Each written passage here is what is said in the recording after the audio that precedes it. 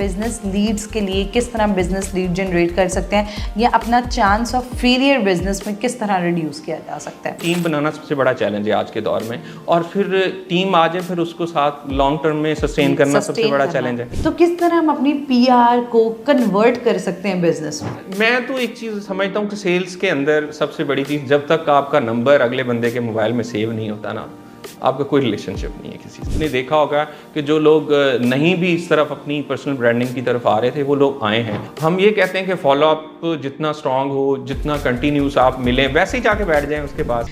Assalamualaikum, good evening. Welcome to another episode of Chai with CEO at Qasim Ali Shah Foundation. It's me, Dr. Varda Sikandar, your host here. तो आज हमारे साथ जो guest मौजूद हैं, a very dynamic personality, business expert हैं, और उसके साथ सबसे ज़बरदस्त बात यह है कि ना सिर्फ खुद बिजनेस करते हैं बल्कि बहुत सारी कॉरपोरेट्स को किस तरह अपनी बिजनेस लीड्स लेनी है, किस तरह कन्वर्जन ऑफ बिजनेस लेनी है। तो ये बहुत इंटरेस्टिंग गुफ्तगू हमारे आज के गेस्ट के साथ हमारी होने वाली है। तो आपको इंट्रोड्यूस कराते हैं अपने आज के गेस्ट से, मिस्टर जमील लिल्ला। क्या हाल है, कैसे हैं आप? जी अल्हम्दुलिल्लाह, I am good. Thank you so much for आप आए हमारे शो में और आपने टाइम दिया। अच्छा, सबसे पहले तो आपसे जानना चाहेंगे कि जब हम बिज़नेस की बात करते हैं ना, तो बिज़नेस पे बात करना बड़ा आसान होता है एवरीबडी से कि मैंने बिज़नेस करना है, लेकिन जब बिज़नेस स्टार्ट तो कर लेते हैं बट बिजनेस सस्टेन नहीं करता। स्टार्टअप बहुत आसान है, एग्जीक्यूशन फेज तक भी बहुत लोग चले जाते हैं। सम टाइम इनिशियली कस्टमर भी आ जाता है लेकिन वो सस्टेनेबिलिटी नहीं रह सकती, लेकिन बाद में बिजनेस नहीं आ रहा होता। जी बिल्कुल। देखें, आइडियाज़ तो हर बंदे के पास होते हैं। अल्टीमेटली कोई भी प्रोजेक्ट है, कोई भी स्टार्टअप है या कोई भी कंपनी इनिशिएट करता है, वो थ्रू आउट अपने फाइनेंशियल्स देखता है, अपनी टीम को देखता है, अपनी इंटरनल पोटेंशियल्स को देखता है और मार्केट की पूरी जो है वो अपनी पूरी R&D करता है, उसके बाद स्टार्ट करता है। लेकिन कुछ सर्कमस्टेंसेस भी आते हैं रियल टाइम जो कि ऐसा नहीं होता कि वो आपको उस वक्त नज़र आ रहे होते हैं लेकिन फोरकास्ट नहीं कर सकते, लेकिन सडन होते हैं। तो बीइंग कोई भी बिज़नेस, क्योंकि मेरा तो अल्टीमेटली इसी स्टार्टअप के साथ ही कोई एसोसिएशन है, और जितने भी यहाँ की कम्युनिटी है जो स्टार्टअप खास तौर पे जो इनोवेटिव बिज़नेस के साथ इन्वॉल्वमेंट है जिनकी, उसमें चाहे IoT हो गया, उसके अंदर चाहे हेल्थ टेक हो गया, उसके अंदर चाहे बिज़नेस सॉल्यूशंस कंपनीज होंगी, तो उनके साथ एसोसिएशन रही है। तो मैंने अल्टीमेटली यही देखा है कि जो CEOs, जो फाउंडर थोड़ा सा मार्केट को जो है वो कई ओवरऑल 360 लेवल पे देखते हैं तमाम प्रॉस्पेक्ट्स को, वो थोड़ा सस्टेन कर जाते हैं बिज़नेस को। कुछ लोग जो है वो इन हरी सिर्फ मार्केट में ट्रेंड देखते हुए प्रोडक्ट लॉन्च करते हैं लेकिन प्रॉपर R&D नहीं करते, और उस लेवल पे कुछ अपनी जो ऐसा सेकंड प्लान बी नहीं होता उनके पास, वो फिर थोड़ा सा इश्यूज आता है। तो ये थोड़े से चैलेंजेस हैं। इसको हमेशा आपने जब भी बिज़नेस स्टार्ट करना है, आपने फ्यूचर प्रॉस्पेक्ट तो ज़रूर देखना है, लेकिन ये देखना है कि मार्केट के अंदर अगर जिस प्रोडक्ट को या जिस को मैं लॉन्च कर रहा हूँ, जो सोल्यूशन को, वो adder for the time being है या फॉर द लॉन्ग रन उसके अंदर स्केलेबिलिटी कितनी है।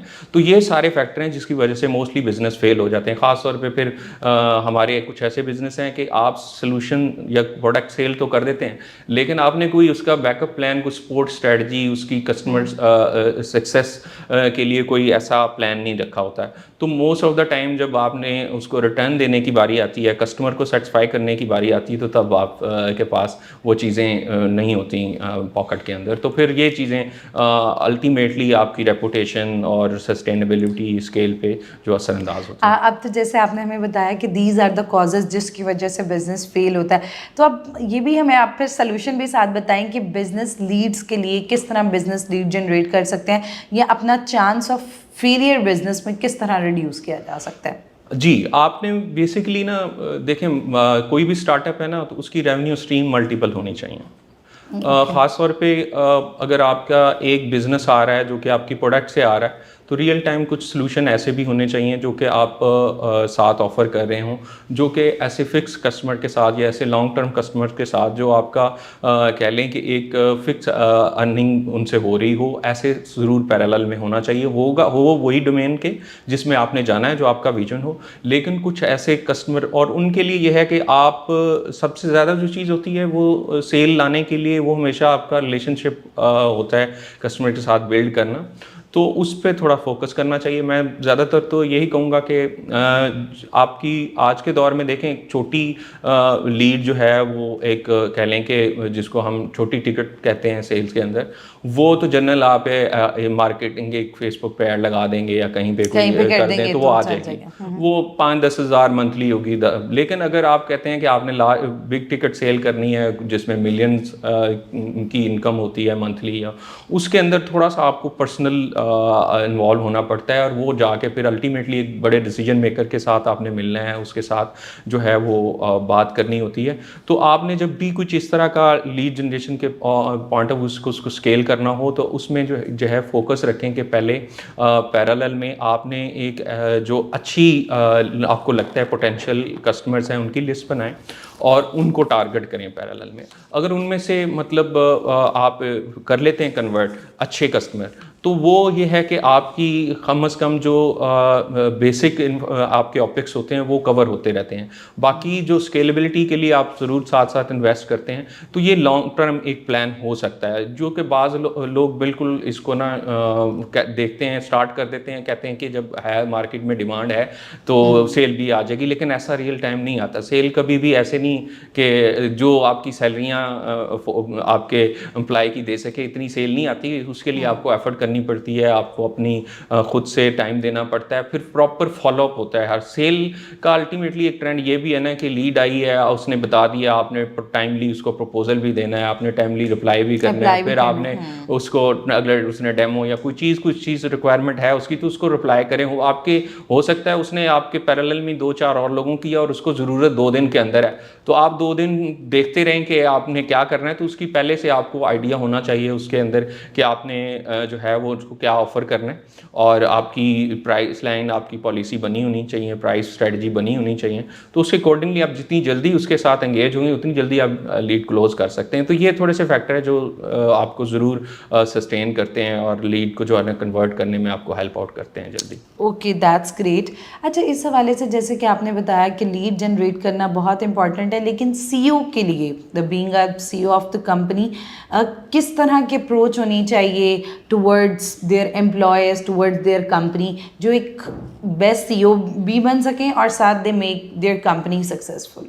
जी, सीईओ को मैं कहता हूँ जो है वो, क्योंकि उसने बैलेंस रखना होता है इंटरनल ऑर्गेनाइजेशन के अंदर भी, और उसने क्योंकि लॉन्ग टर्म कंपनी को स्केल करना होता है, तो उसकी जो बेसिकली पर्सनैलिटी है वो लॉन्ग रन में एज अ ब्रांड, उसको पर्सनल ब्रांडिंग पे बहुत फोकस होना चाहिए उसको।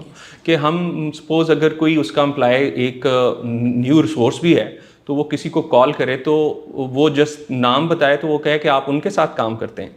This is something like that कि उस बंदे की। और करंटली तो इतना ज़्यादा मतलब चीज़ें चल रही होती हैं, तो आपका अपनी जितनी भी स्ट्रॉन्ग प्रोडक्ट हो, पाकिस्तान में तो ख़ासतौर पर यही ट्रेंड है ना कि आप जब किसी को कॉल करें तो वो जनरली सबको लाइट लेते हैं। नॉर्मली जो आप कोल्ड कॉल करेंगे किसी को भी, तो वो कहेगा हाँ मेरे पास तो 10 कॉलें आती हैं इसकी। तो व्हाट इज़ यूनिक, जब आप नाम लें तो वो अगले बंदा कहे कि यार मैंने कहीं सुना है। अब सुनाया किसने होगा? सुनाया उस सेल्स एग्जेक्टिव ने तो नहीं कहीं ब्रांडिंग की ना, वो हमेशा सीईओ ने किसी प्लेटफॉर्म पे नाम लिया होगा, या कहीं पे उसने अपना उस चीज़ को पुश किया होगा, कहीं पे वो ऑनर या डायरेक्टर कहीं उसको मिला होगा, तो वो उसको पिंच करता, हाँ यार ये उसी बंदे का बंदा है, टीम में से मुंसलिक है, तो मतलब ये मैं जानता हूँ इसको। तो इसका मतलब है उसको सेकंड चांस भी देगा कि आ जाएं, आप बात कर लें, या डेमो दे दें, या मुझे प्रोफाइल भेज दें, या कुछ डिटेल भेज दें अपनी ऑर्गेनाइजेशन की, प्रोडक्ट की। तो ये पैरेलल चलना चाहिए। आज के दौर में तो आपने देखा होगा कि जो लोग नहीं भी इस तरफ अपनी पर्सनल ब्रांडिंग की तरफ आ रहे थे, वो लोग आए हैं। उसकी सबसे बड़ी और रीज़न है, उसकी रीज़न ये है कि सीईओ को एज अ ब्रांड एम्बेसडर, या अपने आप को ये कह लें कि अपनी पर्सनैलिटी उस लिहाज से होनी चाहिए कि हर अच्छा काम करने वाले बंदे की विश हो कि मैं इनके साथ काम करूं। तो वो आपकी देखें, अच्छी टीम बनाना सबसे बड़ा चैलेंज है आज के दौर में, और फिर टीम आ जाए फिर उसको साथ लॉन्ग टर्म में सस्टेन करना सबसे बड़ा चैलेंज है। तो ये सारी चीज़ें पर्सनली तौर पे सीईओ को ऐसा अपने आप को, खासतौर पे जो टीम लीड है उनके साथ पैरेलल में एज होना चाहिए, इतनी अच्छी अंडरस्टैंडिंग होनी चाहिए, उनको विजन क्लियर देना चाहिए सीईओ को, मैनेजमेंट को, बोर्ड ऑफ डायरेक्टर्स को, कि हर बंदे को पता है कि हमारी डायरेक्शन क्या है, हमारे टारगेट्स क्या हैं, हमने क्या माइलस्टोन अचीव करना है और क्या उसके अंदर हमें कंपनी सपोर्ट कर रही है, किस लिमिट तक हमें सपोर्ट दी जा सकती है। तो उस लिहाज से वो भी आइडियाज़ लेके आएँ, अपनी इनपुट दें। तो देखें आज तो ख़ास तौर पे एक जनरेशन गैप बहुत ज़्यादा आ गया ना, जेन ज़ी है या जेन ज़ी अल्फ़ा आ रही है, तो उनकी अप्रोच टोटली डिफरेंट है, चैट जीपीटी के थ्रू या डिफरेंट लेटेस्ट टेक्नोलॉजीज़ के थ्रू, या कह लें कि डिफरेंट एआई के जितने टूल्स हैं उनको यूटिलाइज करती है। लेकिन जो हम जैसे हैं 40+ वाले, वो खास तौर पे करते हैं, लेकिन क्योंकि वो उनके लिंक्स या रिलेशनशिप इतने बन चुके होते हैं कि वो उनको सबसे पहले प्रायोरिटी देते हैं कि यार उनको कॉल कर लें, अगर कोई लीड हमें नज़र आती है तो हम ढूंढते हैं कि वहाँ पे कौन सा बंदा है। तो ये बहुत ज़्यादा, ख़ास तौर पे आपकी लिंक्डइन की प्रोफाइल बड़ी स्ट्रॉन्ग है, हर बंदा आजकल तो जैसे ही कोई नाम सुनता है पहले गूगल करता है उसको, ठीक है ना। तो यू शुड ऑनलाइन कोई भी बिजनेस कर रहा है तो ऑनलाइन होना चाहिए, उसकी प्रेजेंस बहुत ज़रूरी है डिजिटल ट्रांसफॉर्मेशन के लिए। इसीलिए हम हर जगह मतलब यही होता है कि आप अपने सिस्टम को ऑनलाइन लेके आएँ, उसको इंटरनल भी डिजिटाइज करें, और ताकि आपके पास टिप्स पे जो है वो सिंगल क्लिक पे चीज़ें अवेलेबल हों। एग्जैक्टली। अच्छा, वही आज हम बहुत सुनते हैं and everybody is talking about PR and networking, that is very important. PR बन जाती है, नेटवर्किंग हो जाती है, बहुत सारे अच्छे अच्छे कॉन्टैक्ट्स हमारे फ़ोन में आ जाते हैं, बहुत सारे बड़े बड़े लोगों के साथ फ़ोटोज़ भी बन जाती हैं। But the thing which is important कि जिसके लिए हम लोग ये सारा कुछ कर लेते होते हैं बिजनेस पर्सपेक्टिव, तो किस तरह हम अपनी पीआर को कन्वर्ट कर सकते हैं बिजनेस में? देखिए आप वो क्या कहते हैं कि आप जैकल ऑफ ऑल तो नहीं हो सकते। अगर आपकी अच्छी किसी जगह आप गए हैं इंटरनेशनल इवेंट्स पे, तो आपने वहाँ पे मिले हैं सीईओज़, आपने विजिटिंग कार्ड ले लिए या कुछ कन्वर्सेशन होगी, आपने एक लिस्ट बनाई है, तो अल्टीमेटली आपके पास इतना टाइम नहीं होता कि आप उनको बारी बारी कॉल करें चीज़ें। आपके साथ जो आपके कोऑर्डिनेटर हैं कोई भी, उनको सेकंड डे पे आप आएँ, अगले दिन सबको एक ईमेल ड्रॉप करवाएं प्रोफेशनल सी, और उनको एक मैसेज ड्रॉप करवाएं, और उनको सारा वो रिमाइंड करवाएं। मतलब वो अगले दिन तो उसको चीज़ें और तरह चली जाती हैं ना, इवेंट में तो लोग और तरह अग्रेसिव होते हैं, लेकिन एक्चुअली नेक्स्ट डे तो प्रायोरिटीज चेंज हो जाती हैं आपकी। तो आपने बेसिकली फॉलो करना होता है कंटिन्यूस उस कन्वर्सेशन का जो आपकी बनी है। तो नॉर्मली हम जब तक कोई बिजनेस मॉडल मैच्योर नहीं हो जाता। देखें आपके पास सपोज आपने 20 से 30 लोगों से आपका रब्ता हुआ, अब सारे तो आपके कस्टमर या नहीं हो सकते, उनमें से पोटेंशियल्स कस्टमर कितने हैं, जब आप उनसे प्रॉपर उनको प्रोफाइल देंगे, मतलब आप जब उनका मुझे कल बंदा मिला है और आज मैं आ गया हूँ रियल टाइम, और वो उसने कहा था कि मैं सोल्यूशन है मैं देता हूँ, लेकिन आज मुझे भूल गया, मेरी और प्रायोरिटीज़ हैं लेकिन उस बंदे ने जाते ही पता था कि इस बंदे ने मुझे कहा कि मुझे ये सोल्यूशन चाहिए, तो आपने उस अगले दिन ही उसका मैसेज आ गया, तो आपको मेरे ख्याल सबसे ज़्यादा खुशी इस चीज़ की होगी कि यार ये बंदा कितना लॉयल है, कितना फोकस है कि वो मुझे आज उसने बताया और मैंने उसको उसी वक्त वॉइस नोट पे बता दी कि ये मेरी रिक्वायरमेंट है, और उसने रिप्लाई किया और चीज़ें हमारी मतलब मैच्योर चली। अब ये जिसने कर लिया उसने लीड ले ली, जो सिर्फ फोटो खिंचवा के चला गया, बातें करके चले गए, अगले दिन ना मैसेज किया ना कुछ नहीं किया, उसने तो नहीं कॉल करनी। अल्टीमेटली हमारे यहाँ जैसे जो सेल्स के अंदर होता है ना, हम ये कहते हैं कि फॉलो अप जितना स्ट्रांग हो, जितना कंटिन्यूस आप मिलें, वैसे ही जाके बैठ जाएं उसके पास। हम तो मतलब यही होता है हमारा कि हम ऐसे ही मतलब ईद पे वैसे ही कोई इवेंट है, मैसेज कर दिया या चीजें तो उसको याद है, साथ साथ आप बिल्कुल देखें। मैं तो एक चीज समझता हूँ कि सेल्स के अंदर सबसे बड़ी चीज, जब तक आपका नंबर अगले बंदे के मोबाइल में सेव नहीं होता ना, आपका कोई रिलेशनशिप नहीं है किसी से। आपका स्टेटस उसको नजर आना चाहिए, उसका स्टेटस आपको नजर आना चाहिए, तब आपका रिलेशनशिप बिल्ड हुआ उस कस्टमर से। बाकी सब बातें हैं, बाकी कोई ऐसा नहीं वो किसी और के साथ एंगेज है, जिसके साथ अच्छी अंडरस्टैंडिंग है, वो उस तरफ उसका झुकाव होगा। तो आपने अपना रिलेशनशिप खुद से कैश करना है, और आपने वो अच्छे रिलेशनशिप से, अच्छे बिहेवियर से, अच्छी कन्वर्सेशन से, अच्छी सपोर्ट से उससे जीतना है। तो ये चीज़ें हैं जो फैक्टर बहुत इंपॉर्टेंट है। एग्जैक्टली जी। बड़ी ज़बरदस्त गुफ्तगू रही आपके साथ mister Jameel. At the end आप हमारे कासिम अली शाह फाउंडेशन के प्लेटफॉर्म से क्या मैसेज देना चाहेंगे वो लोग जो अपना बिज़नेस स्टार्ट करना चाहते हैं, ऑलरेडी इन द बिज़नेस हैं, already in the tech market, तो वो किस तरह अपनी लाइफ, अपना बिज़नेस सब कुछ इम्प्रूव कर सकते हैं? जी, मेरा तो इस वक़्त ये है कि बड़ी इस वक़्त चैलेंजिंग जितनी आपके पास इस वक़्त जिन डिपार्टमेंट्स में, जिन लोकेशंस पे जो भी चैलेंज है एक्चुअली है वो अपॉर्च्युनिटी।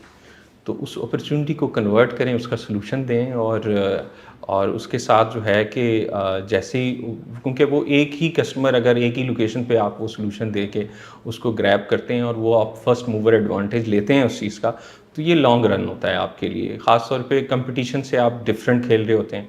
तो ये है कि वक़्त के साथ-साथ भी आप देखते जाएँ कि आपकी प्रोडक्ट कितने अरसे तक मार्केट के अंदर उस तरह फॉरहेड है विद अदर कंपेटिटर और आपको उसके अंदर क्या जिद्दत लानी है, उसके अंदर किस तरह उसको एडवांसमेंट लानी है, उसको स्केल किस तरह करना है, तो इस पे R&D करें। और जैसे-जैसे आप चीज़ को कंटिन्यूस अपने करंट एग्जिस्टिंग कस्टमर्स को और फ्यूचर प्रॉस्पेक्ट्स को शेयर करते रहेंगे, आपका बिज़नेस और बिज़नेस स्केल होता रहेगा, सस्टेन भी होता रहेगा और अल्टीमेटली आप प्रॉफिटेबिलिटी आपकी ग्रो करेगी। तो ये सारे फैक्टर हैं जो हमेशा हर बंदे को बीइंग अ बिज़नेस जो है ना वो ऑनर्स को देखने चाहिए।